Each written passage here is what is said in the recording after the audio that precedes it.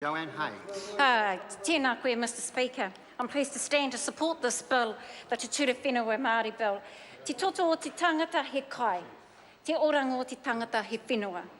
The lifeblood of a person is food, the livelihood of a people depends on the land, Mr Speaker. For me, Mr Speaker, this sums up the Te Ture Whenua Māori bill. As outlined by the Minister in a speech today, he said to Māori, land is everything. It is land that identifies us as Māori, Mr Speaker. The mountains, the rivers, lakes and ocean coasts, the forests are all our landmarks, landmarks of the origins of Māori in Aotearoa, New Zealand. And these can be heard in our mihi and our tauparapara, along with our linkages to our tupuna, Mr Speaker. Since the original Act, Te Ture Whenua Act 1993 was enacted, much has happened, we know this. Much has happened in this House.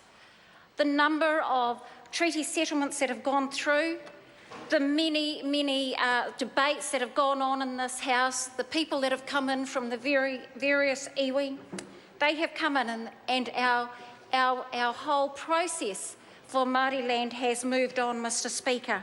And so too must an Act that will reflect that. A more robust act that brings into the various changes that have happened over time, Mr Speaker. But as I sit here and I've heard in my office the various dissensions around why this bill should not go ahead, we hear this from the benches on the opposite side opposing the Act. Some say we're not ready. Some say we don't know, we don't like what's in it. That's what this whole process is about, Mr Speaker. This is about putting this bill here, passing it through its first reading and bringing it into the Select Committee for the provision of submissions, Mr Speaker. I've listened to the many contributions tonight around the role of the Māori Land Court, and in my experience that I have had with the Māori Land Court, it wasn't a good one, because I went with an iwi so they could put forward a proposal that they actually decided as an iwi to do with some Māori land, to do with the establishment of an education institution, Mr Speaker. And they were stopped from doing that. It was through Māori court land process they were stopped from doing that. Today, that building sits idle and decrepit. Nobody's looking after that building because the iwi can't get to it. And today, Mr Speaker, the bill that is going through will actually help to resolve that for that particular iwi as the Māori Land Court moves into a different phase of its role and the Māori Land Service comes into being. This must be, it has to be, some relief for Māori landowners who have spent much of their time in the Māori Land Court fighting to utilise their land.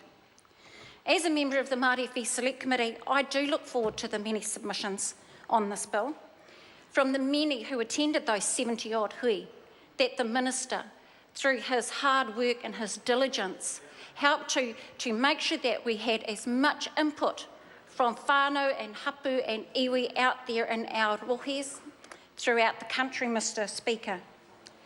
And it will be during this time when the submissions come to us and the many concerns that will be brought to us, the many robust debate that will be laid out in print for all of us to see.